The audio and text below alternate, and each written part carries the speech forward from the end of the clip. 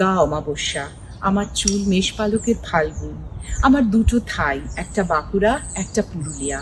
আমি গড়িয়াহাটার মেয়েদের মতো আরশোলা দেখে পালিয়ে আসি না। বোমায় বাঁ হাত উড়ে যাওয়া বাবা কতবার আমার বই পুড়িয়ে দিয়েছে, কতবার আমার দুঃখী মা বলেছে মেয়েদের বড় হতে নেই। মা, মা, আমি ইমেল পেয়েছি, দেখো, আমি দলিত সম্মেলনে ইউরোপে পেপার পড়তে চলেছি। আমি তোমার কৃষ্ণকলি মাহাতো, মা, MA PhD। যে প্রফেসরের কাছে আমি পিএইচডি করতাম তিনি আমায় রায়চকে নিয়ে যেতে চাইলেন। আমি বললাম, কেন, রায়চক কেন?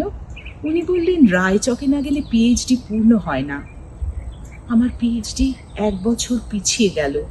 আমি বললাম আমি আপনার ফ্ল্যাটে যাব। উনি বললেন, না না, আমার ফ্ল্যাটে নয়।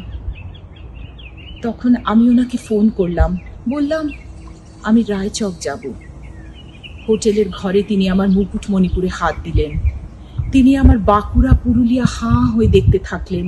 তিনি এক টানে খুলে দিলেন আমার সাঁওতাল পরগনার হুক।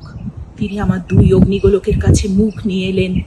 তখন আমি চিৎকার করে উঠলাম, না না, আমি পারবো না। প্রফেসর আমাকে একা ফেলে রেখে পালিয়ে গেলেন। আমি কৃষ্ণকলি মাহাতো, MA PhD। কত কষ্ট করে, কত অপমান সহ্য করে, জঙ্গলে রাত জেগে বই পড়ে আজ আমি এখানে এসে পৌঁছেছি। কেউ আমাকে কোথাও জায়গা ছেড়ে দেয়নি, না বাঁকুড়ায়, না কলকাতায়, না কোথাও। মা, আমি ইমিগ্রেশনে দাঁড়িয়ে। বাবাকে দেখে রেখো মা, মানুষটার একটা হাত নেই। মা, অফিসার আমার নাম উচ্চারণ করলেন, কৃষ্ণকলি মাহাতো। মা, আমি বিমানের সিঁড়ি দিয়ে উঠছি। বিমান সেবিকা আমাকে আমার সিটে নিয়ে গিয়ে বসালো। আমি সিট বেল্ট বেঁধে ফেললাম। প্লেন রানওয়ে ধরে দৌড়তে শুরু করলো। কি গতি, কি তেজ, কি আওয়াজ! কিন্তু আমার মনে হলো প্লেন রানওয়ে ধরে দৌড়চ্ছি না, দৌড়চ্ছি আমি কৃষ্ণকলি মাহাতো, MA PhD। আমি কৃষ্ণকলি মাহাতো, MA PhD।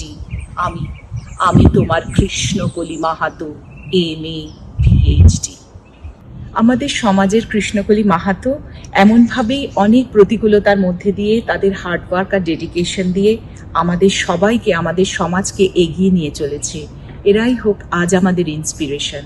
আজ এ পর্যন্তই। সবাই খুব ভালো থাকবেন। আবার খুব শিগগিরই আপনাদের সঙ্গে দেখা হচ্ছে। নমস্কার।